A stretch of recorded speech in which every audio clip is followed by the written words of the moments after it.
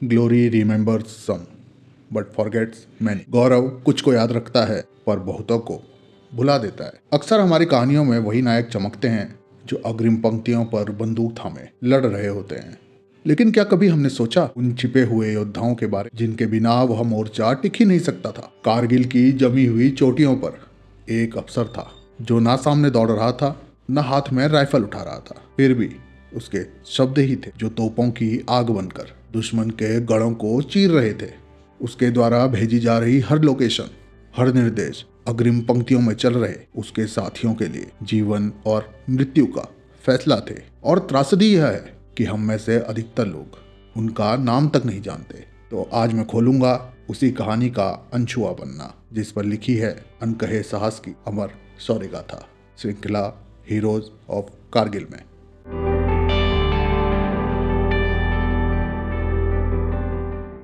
नमस्कार, मैं कुणाल, पुनः आप सभी का स्वागत है आप ही के अपने YouTube चैनल पर। आशा करता हूँ आप सभी अच्छे होंगे और अपने अपने परिवार के साथ जीवन का आनंद ले रहे होंगे। चलिए बिना किसी देरी के शुरू करता हूँ आज का एपिसोड। कुछ नायक शोर नहीं करते पर हर तोप उनके संकेत के साथ गरजती है। और विडंबना देखिए कि इतिहास इन्हीं शौर्य गाथाओं को मौन छोड़ देता है। आज के एपिसोड में शौर्य गाथाओं को समर्पित श्रृंखला हीरोज ऑफ कारगिल के 12वें एपिसोड में आपको सुनाता हूँ कैप्टन जेरी की शौर्य गाथा। साल था 1972। 7 अप्रैल के दिन केरल के त्रिवेंद्रम जिले के वेंगनूर गांव में श्री रत्नराज, जो तकनीकी शिक्षा में कार्यरत थे, और श्रीमती चिल्लाथाई, जो स्वास्थ्य सेवा विभाग में कार्यरत थी, के घर जन्म होता है।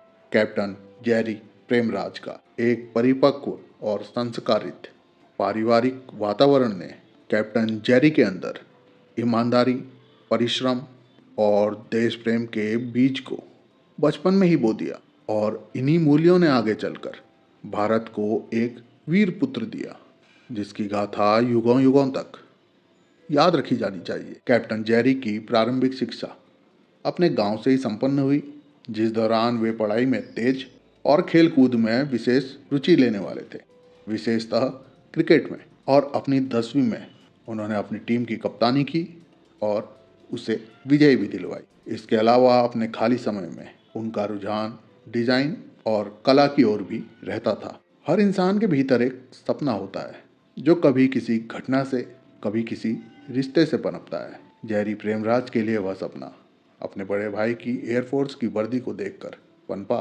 उन्होंने उस वर्दी में कुछ ऐसा देखा जो मात्र एक नौकरी नहीं बल्कि उन्हें अपने जीवन का उद्देश्य लगा। और उन्होंने तय कर लिया कि भले ही वह रास्ता आसान नहीं होगा, लेकिन यही वह रास्ता होगा जो उनके लिए सही जरूर होगा। 2 फरवरी 1990 को सिर्फ 17 साल की उम्र में जेरी इंडियन एयरफोर्स ज्वाइन कर बेहद कम उम्र में उस अनुशासन, मेहनत और समर्पण की दुनिया में कदम रख चुके थे जो बहुत कम लोग सच में चुनते हैं।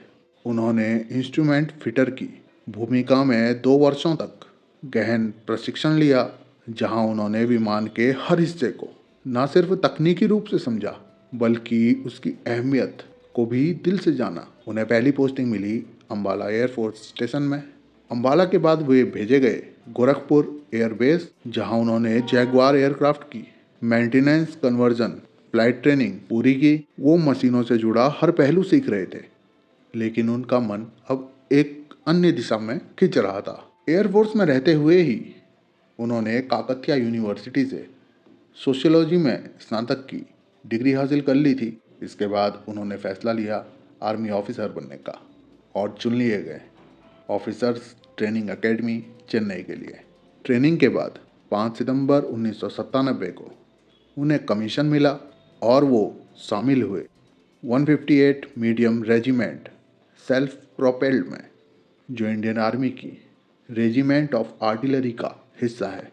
यह वही तोपखाना रेजिमेंट है जो युद्ध के मैदान में सबसे पहले गरजती है और इसका आदर्श वाक्य है सर्वत्र इज्जत व इकबाल, यानी हर स्थान पर सम्मान और गौरव के साथ। जेरी की पहली पोस्टिंग मेरठ में हुई और उन्होंने जल्द ही यंग ऑफिसर्स कोर्स भी पूरा किया और अपने जुनून, अनुशासन और नेतृत्व से खुद को एक भरोसेमंद गनर के रूप में स्थापित किया। वो सिर्फ एक सैनिक नहीं थे, बल्कि एक सोच थे जिसमें तकनीक, नेतृत्व और देशभक्ति तीनों बराबर थे। 1999 में कारगिल में दुश्मनों द्वारा घुसपैठ की गतिविधि की पुष्टि हो चुकी थी। द्रास, कारगिल और बटालिक जैसे इलाकों में ऊंचाइयों पर दुश्मन ने संगठित तरीके से कब्जा जमा लिया था। जवाब में भारतीय सेना ने शुरू किया ऑपरेशन विजय, जिसका स्पष्ट उद्देश्य था हर घुसपैठिए को हमारी जमीन से बाहर निकाल फेंकना। 158 मीडियम रेजिमेंट, जिसमें कैप्टन चेरी प्रेमराज तैनात थे, को द्रास सेक्टर में डिप्लॉय किया गया था। यह क्षेत्र सामरिक दृष्टि से अत्यधिक संवेदनशील था, क्योंकि यहाँ से गुजरने वाला नेशनल हाईवे सीधे दुश्मन की नज़र में था। 5 जुलाई 1999 को टाइगर हिल पर अपना नियंत्रण पुनः प्राप्त कर लेने के पश्चात अगला स्ट्रेटेजिक टारगेट था पॉइंट 4875 यानी बत्रा टॉप। यह वह ऊंचाई थी जो मुगलपुर से द्रास तक नेशनल हाईवे के स्ट्रेच पर डोमिनेशन देती थी।